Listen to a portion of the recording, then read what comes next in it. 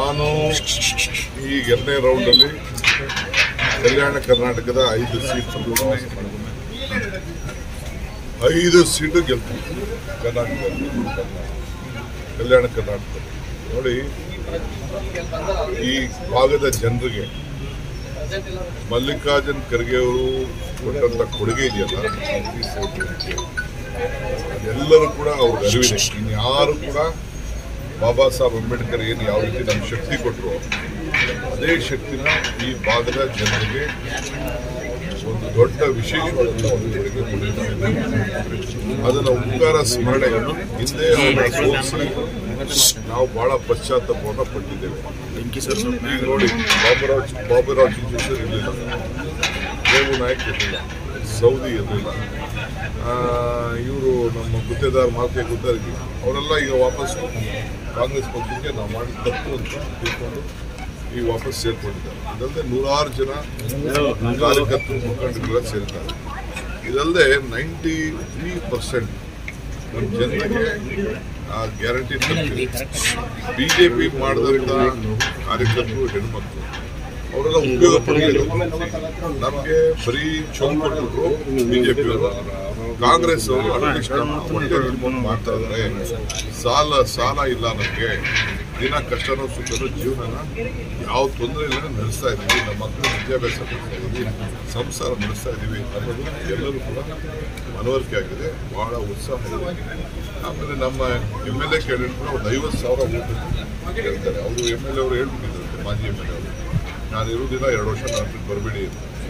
ಅದಕ್ಕೆ ಪಾಪ 17 ಜನ ಕಾರ್ಪೊರೇಟರ್ಗಳು ಕೂಡ ಅವ್ರ ಎಲೆಕ್ಷನ್, ನಮ್ಮ ಎಲೆಕ್ಷನ್ ನೀವಿಲ್ಲ, ಈಗ ಯಾಕೆ ನಾವು ಮಾಡಬೇಕು ಅಂತ ಅವರು ಕೂಡ ಎಲ್ಲ ಬೇಜಾರು ಮಾಡ್ತಾರೆ.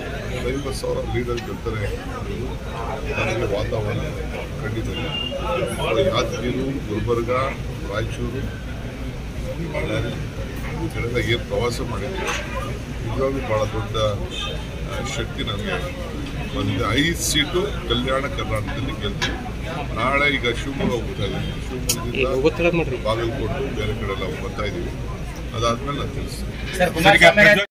ಕೇಂದ್ರದ ಕಡೆ ಬಟ್ ಮಾಡ್ತಾ ಇದ್ದಾರೆ, ನಿಮ್ಮ ಕೈಲಿ ಆಗಲಿ ಅಂದ್ರೆ ಬಿಟ್ಟು ಹೋಗಿ ನಾವು ಅಧಿಕಾರ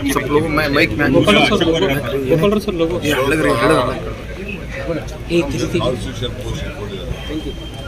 ಕಾನ್ಸ್ಟಿಟ್ಯೂಷನ್ ವಿರೋಧ ಪಕ್ಷದ ನಾಯಕಾಗಿ ಒಬ್ಬ ಬಿಜೆಪಿ ಮಾತಾಡ್ತಾ ಇಲ್ಲ. ಏನು ಹರಿಹಾಯ್ತಾ ಇದ್ರು, ಯಾಕೆ ಏನಾಯ್ತು ಅವ್ರಿಗೆ?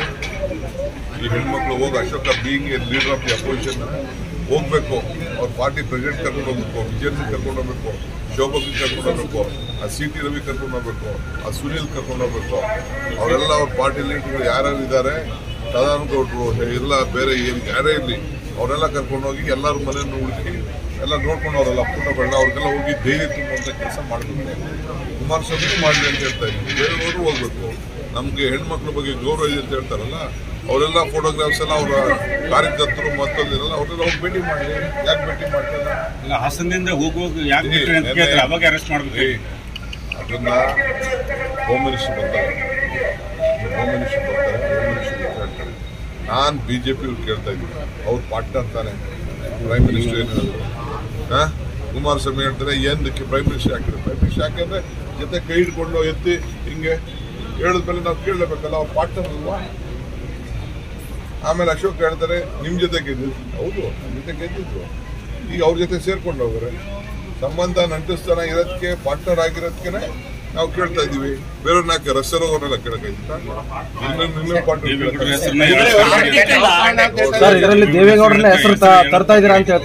ಕುಮಾರಸ್ವಾಮಿ ಅವರೇ ಹೇಳೋದು, ಅಜಿತ್ ಹನುಮಂತಲ್ ನನಗೆ ಇಷ್ಟ ಇರಲಿಲ್ಲ, ನಾನು ಯಾವಾಗ ಭೇಟಿ ಮಾಡಿದ್ದೆ, ಅವ್ರು ಯಾರೋ ಬಂದು ನನ್ನ ವಿಚಾರ ತಿಳಿಸಿದ್ರು, ಸ್ವಲ್ಪ ಇತ್ತು ಹೇಳಿದ್ರು. ನಮ್ಗೇನ್ರಿ ಗೊತ್ತು? ನಮ್ಗೆ ಇನ್ಫಾರ್ಮೇಶನ್ ಹೆಂಗ್ ಗೊತ್ತಾಗಬೇಕು? ಅವ್ರು ಹೇಳಿದ್ದೆ ನಮ್ಗೆ ಗೊತ್ತಾಗಬೇಕು. ಅವ್ರು ಅಲ್ಲ, ಕಾರ್ತಿಕ್ ಮಲೇಷ್ಯಾದಲ್ಲಿ ಇಟ್ಟವ್ರು ಯಾರು? ಎಲ್ಲ ಬ್ರದರ್ಸ್ ಆಟ ಅಂತಿದ್ದಾರೆ ಕುಮಾರಸ್ವಾಮಿ. ಹೌದಾ? ನಮ್ಮ ಬ್ರದರ್ ಹೇಳಿದ್ರಾ?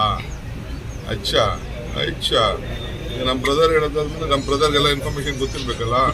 ಅಲ್ಲೇ ಸೆಂಟ್ರಲ್ ಇಂದ ತಗೊಳ್ಳಿ, ಯಾರು ಕಳ್ಸವ್ರೆ, ಯಾರು ಮಾಡವ್ರೆ, ಏನು ಎತ್ತ ಅಂತ.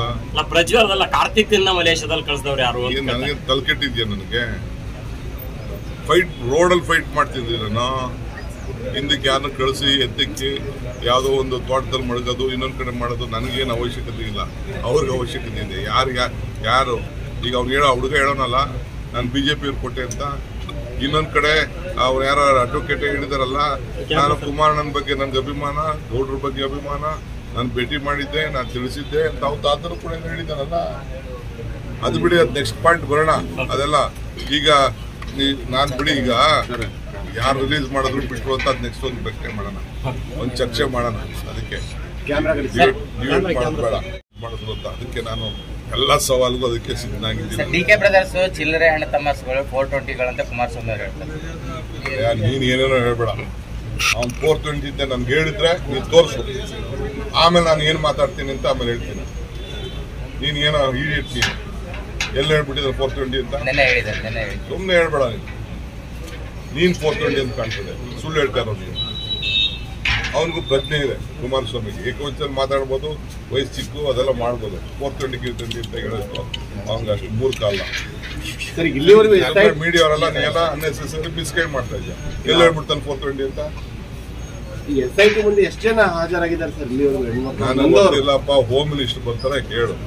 ಈ ತರ ಎಲ್ಲ ಪ್ರೆಸ್ ಅವರೆಲ್ಲ ಮಿಸ್ಗೈಡ್ ಮಾಡಿ ಏನೇನೋ ಸುಳ್ಳುಗಳೆಲ್ಲ ಹೇಳ್ಬಿಟ್ಟು ಎಲ್ಲ ಒಬ್ರಿಗೊಬ್ರು ತಂದಿಕಕ್ಕೆ ಮನಹಾಳು ಮಾಡೋ ಕೆಲಸಕ್ಕೆ ನೀವು ಹೋಗ್ಬೇಡ.